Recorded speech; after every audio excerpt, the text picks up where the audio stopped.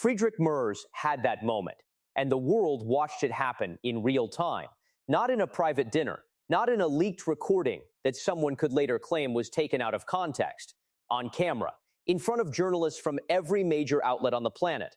A sitting German chancellor, a man who had spent the better part of a year repositioning himself as Washington's most reliable European partner, stood at a microphone and performed a mocking caricature of the Vice President of the United States.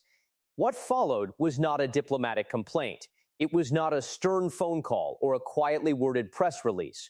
What followed was a systematic, methodical, and extraordinarily public dismantling of Friedrich Merz, his government, and Germany's claim to being a serious nation in a serious alliance. And the person holding the sledgehammer was a man who never swings unless he's already decided exactly where the wall is going to fall. To understand why this detonated the way it did, you need to understand who Friedrich Merz was supposed to be. When Germany went to the polls in February 2026, there was a quiet exhale in Washington's foreign policy circles. Not celebration, these are people too experienced for that, but genuine, measured relief. Olaf Scholz had been a trial, a chancellor who treated every American request like an imposition, who moved at the pace of someone who had all the time in the world while the world itself was on fire. The relationship between Berlin and Washington under Scholz had deteriorated from cold to glacial, and everyone on both sides of the Atlantic knew it. Then came Merz. Kadu. Conservative. A man who spoke the language of strength, of economic realism, of transatlantic commitment.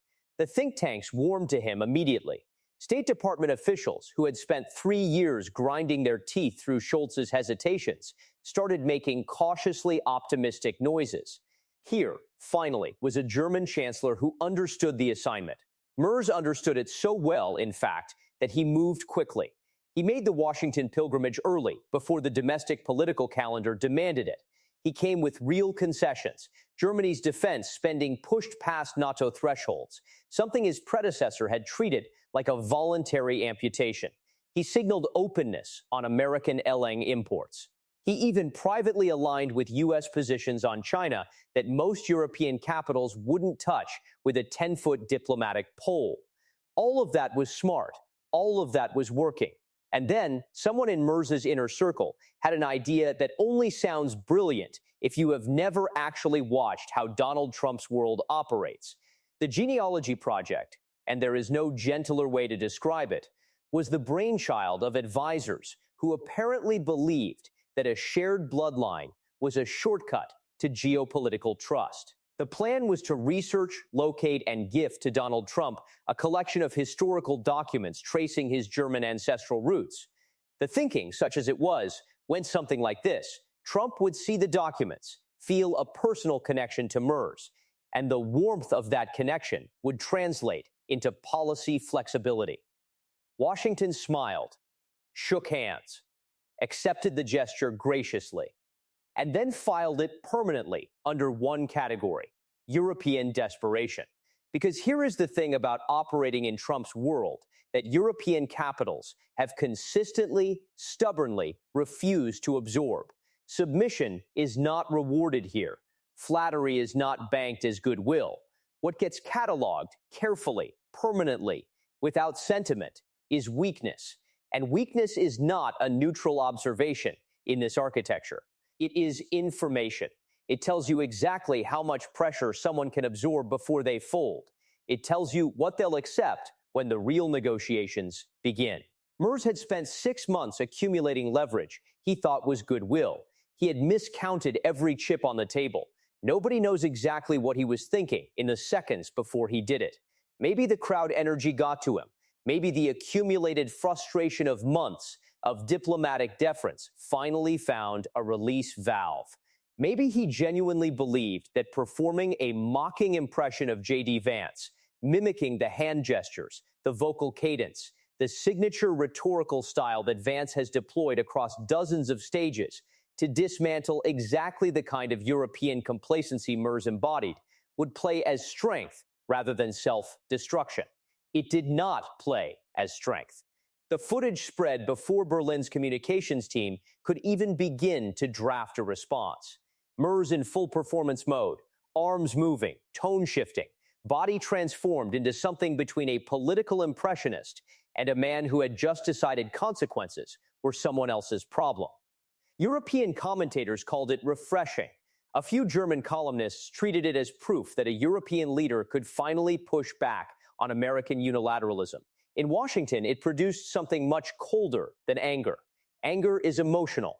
Anger responds. What Washington produced instead was recognition, the quiet, clinical, devastating kind. The recognition that Friedrich Merz had just shown everyone in the room exactly who he was. Not the steady partner, not the conservative realist, not the man you could trust with the serious and sometimes brutal work of holding the Western alliance together under pressure. He was the man who smiled across the table, accepted everything offered, and then mocked you for the crowd the moment he calculated it would boost his numbers at home. The Trump inner circle has a word for that category of person, and no category of foreign leader has been handled with more deliberate, more calculated, more surgical destruction by this administration than the ones who earn that label. JD Vance did not respond immediately. He did not issue a statement. He did not summon anyone. He waited. And when JD Vance waits, the waiting itself is the message. He walked into that room the way a surgeon walks into an operating theater, not hurried, not angry, not theatrical, just completely prepared and completely certain about what was about to happen. Every number had been selected. Every fact had been sharpened. Every line had been constructed, not merely to inform, but to ensure that Friedrich Merz would feel in front of the entire world the full weight of what his government had actually done. He started with energy, not because energy was the most politically sensitive issue on the table, because if you want to collapse someone's credibility in a public forum, you don't open with character attacks. You open with the record. You let the record do the work. You hold up the documented reality of a decade of decisions, and you let the audience draw its own conclusions while you guide them methodically toward the verdict you've already reached. Germany, Vance said, was running the single most indefensible energy policy of any developed nation on earth. Not reckless, not short-sighted, not the language of allied friction wrapped in diplomatic cushioning, indefensible. A word chosen with the precision of someone who had rehearsed this moment and decided that soft language would let the target escape what they had actually earned. What followed was not a political speech. It was a prosecution. Vance walked the room through a decade of German energy decision, making the way a prosecutor walks a jury through a crime scene, chronologically, systematically, without a single wasted sentence. Germany had possessed world-class nuclear infrastructure, plants that had operated without incident for decades. Clean energy, stable energy, affordable energy that kept German factories competitive when industrial electricity costs were still measured in units that German manufacturers could survive. And Germany had switched it off. Not because the plants were unsafe, not because the economics had shifted. Because a wave of ideological pressure, driven by political parties chasing votes in state elections, amplified by activists who had never managed an energy grid in their lives, had made nuclear power culturally toxic. The engineers objected. The economists flagged the consequences. The politicians shut the plants anyway. That was mistake one. What came next was worse. The replacement strategy was wind and solar, technologies that carry a fundamental, unavoidable limitation that any first-year engineering student could explain, and that the German government spent years refusing to acknowledge publicly. Wind turbines require wind. Solar panels require sunlight. Germany's geography and climate provide neither in reliable industrial-scale quantities across the full calendar year. The grid gaps were real, predictable, and entirely predictable to anyone who ran the numbers honestly. To fill those gaps, Germany turned to Russian natural gas, not reluctantly, not temporarily, structurally. Nord Stream was not a backup plan. It was a strategic anchor, a deliberate deepening of dependency on a nation whose foreign policy ambitions had been observable for years to anyone paying attention. And when that dependency became politically catastrophic in the aftermath of Ukraine, when the moral bankruptcy of funding Russian military capacity through energy payments became impossible to spin away publicly, Germany did not find an alternative strategy. It found alternative paperwork. Vance named the routing explicitly: Indian intermediaries, Qatari channels, the same Russian gas arriving through additional hands, costing substantially more per unit, with the moral distance of a third-party invoice to provide the appearance of clean hands. Germany was paying a significant premium to do exactly what it had been doing before, while congratulating itself for having changed course. The room was quiet in the way rooms get quiet when there is no available rebuttal. Then came fracking, and the temperature in the room, already uncomfortable, dropped further. For 2 decades, German politicians had positioned American hydraulic fracturing as a symbol of environmental recklessness, something to be condemned from European podiums, excluded from German soil, and used as evidence of American disregard for ecological responsibility. That position played well domestically.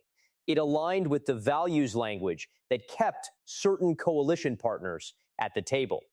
It also ignored one inconvenient geological reality: Germany sits on substantial shale gas reserves that, if developed, could have eliminated the Russian energy dependency entirely.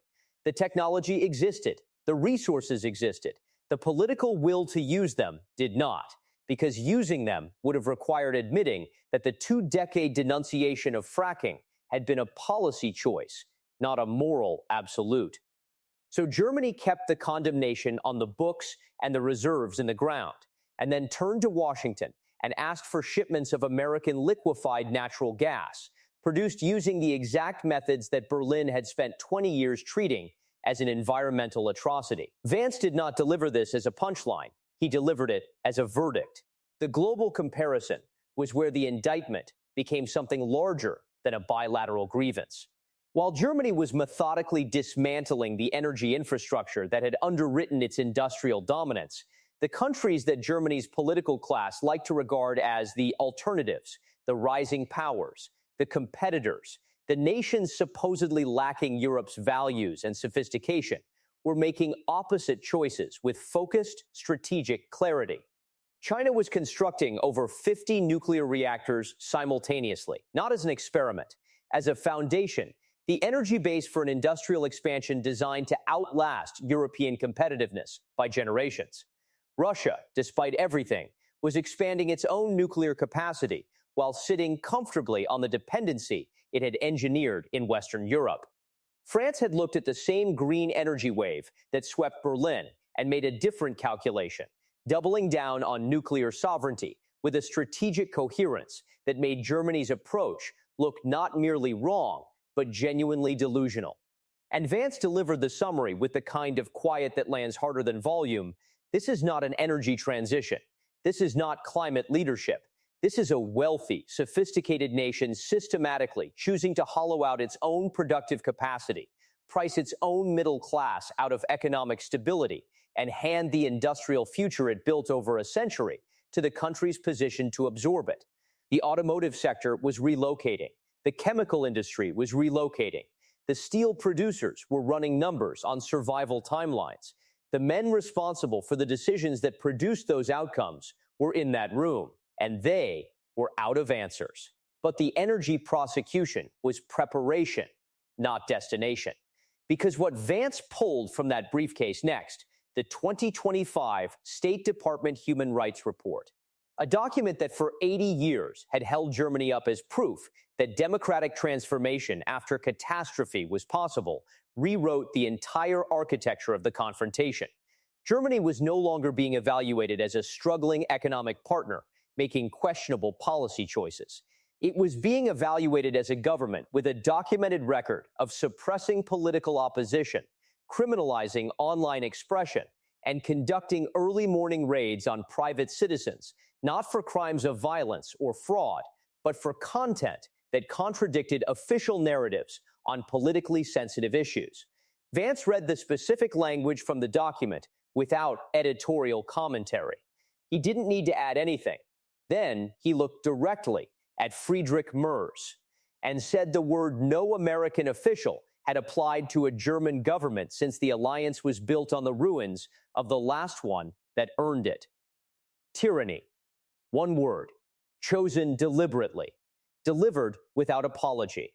And the silence that followed it told the entire story of what Friedrich Merz had set in motion the moment he decided that mocking the Vice President of the United States would play well at home. It played well at home for approximately 48 hours. What came after that will take years to repair, if repair is even what Washington has decided it wants.